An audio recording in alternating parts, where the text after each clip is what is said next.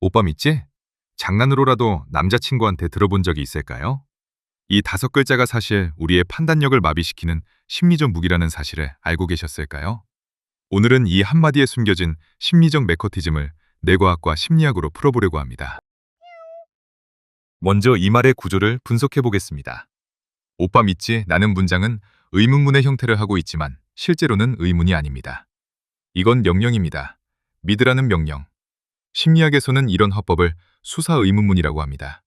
대답을 기대하지 않는 질문, 즉 상대에게 아니라고 말할 수 있는 선택지를 주지 않는 질문입니다. 여기에 오빠라는 호칭이 결합되면서 이 문장은 더 강력해집니다. 한국 사회에서 오빠라는 호칭은 단순한 형제관계를 넘어 연인 사이에서 일종의 위계적 친밀감을 내포하고 있습니다. 나이가 많은 남자가 나이가 적은 여자에게 보호자적 위치를 점하는 구조입니다. 결국 오빠 믿지는 나를 보호자로 인정하고 나의 판단을 따르라는 의미를 담고 있는 셈입니다. 이 말이 왜 위험한지 이해하려면 먼저 가스라이팅이라는 개념을 정확히 알아야 합니다. 가스라이팅은 1938년 패트릭 해밀턴의 영국에서 유래한 용어로 상대의 현실인식, 기억, 판단력을 왜곡시켜 자기 판단을 의심하게 만들고 심리적으로 지배하려는 행위를 말합니다. 미국의 심리치료사 노빈스턴 박사는 저서 가스등 이펙트에서 가스라이팅의 진행 과정을 3단계로 설명했습니다. 첫 번째는 불신 단계로 상대의 말에 혼란을 느끼지만 아직 반박할 의지가 남아있는 상태입니다. 두 번째는 방어 단계로 자기 생각을 가지고 있지만 지속적인 비난에 지친 상태입니다. 세 번째는 우울 단계로 가해자의 판단이 곧 나의 판단이 되어버린 상태입니다. 오빠 믿지에 라는 말이 반복될 때 벌어지는 일이 바로 이 과정입니다. 2025년 맥길 대학교와 토론토 대학교 공동연구팀이 성격 및 사회심리학 리뷰에 발표한 획기적인 논문이 있습니다. 연구를 이끈 윌리스 클라인 박사과정 연구원은 가스라이팅을 뇌의 학습과정으로 설명했습니다.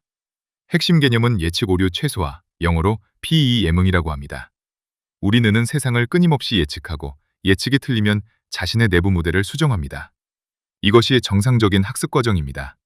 그런데 가스라이팅은 이 정상적인 학습 과정을 악용합니다. 당신이 사랑하고 신뢰하는 사람이 당신의 예측과 다르게 행동하면 뇌는 자연스럽게 놀라움을 느낍니다. 바로 이 순간 가스라이터는 놀라움의 원인을 당신의 판단력 부족으로 돌립니다. 연구팀은 이것을 인식론적 무능함의 주입이라고 표현했습니다. 이 연구에서 가장 중요한 발견은 가스라이팅의 전제 조건입니다.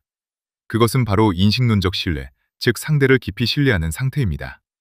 연구팀은 친밀한 관계에서 상대방은 우리의 자아와 현실 인식을 형성하는데 특권적 위치를 차지한다고 설명합니다.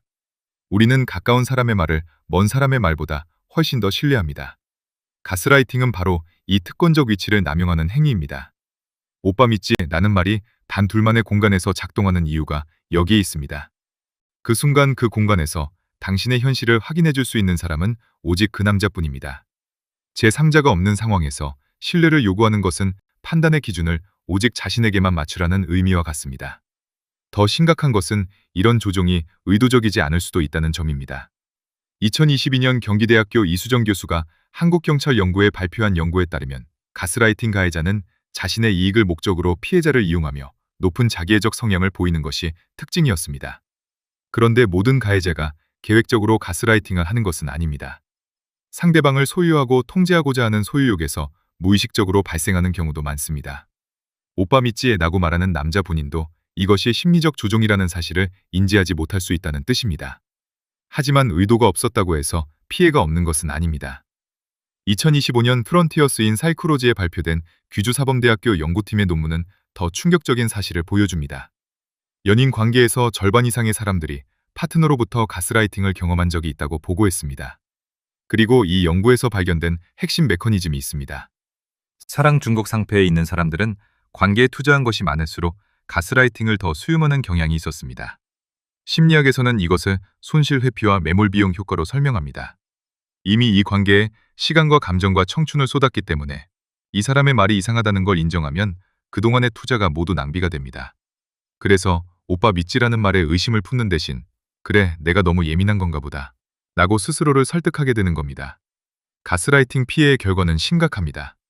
연구들에 따르면 가스라이팅에 반복적으로 노출된 사람들은 불안장애, 우울증, 자존감 저하, 타인에 대한 신뢰 상실을 경험합니다. 맥길 대학교 연구팀은 가스라이팅에서 빠져나오기 어려운 이유도 설명합니다.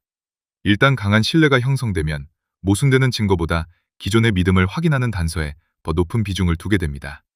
내 파트너가 나를 조종하고 있다는 사실을 인정하는 것보다 내가 실수한 거라고 믿는 것이 심리적으로 훨씬 편하기 때문입니다.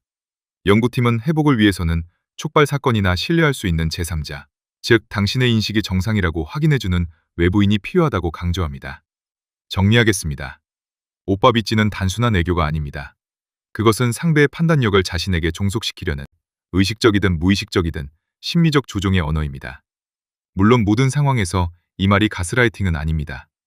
하지만 이 말이 나올 때의 맥락을 반드시 따져보셔야 합니다. 단 둘만의 공간에서 당신이 불안하거나 거부감을 느끼는 상황에서 당신의 판단 대신 자신을 믿으라고 요구하는 것이라면 그것은 사랑이 아니라 통제입니다. 이 영상을 보신 후 기억해 주십시오. 진짜 신뢰는 믿으라고 요구하는 것이 아니라 믿을 수 있도록 행동하는 것입니다.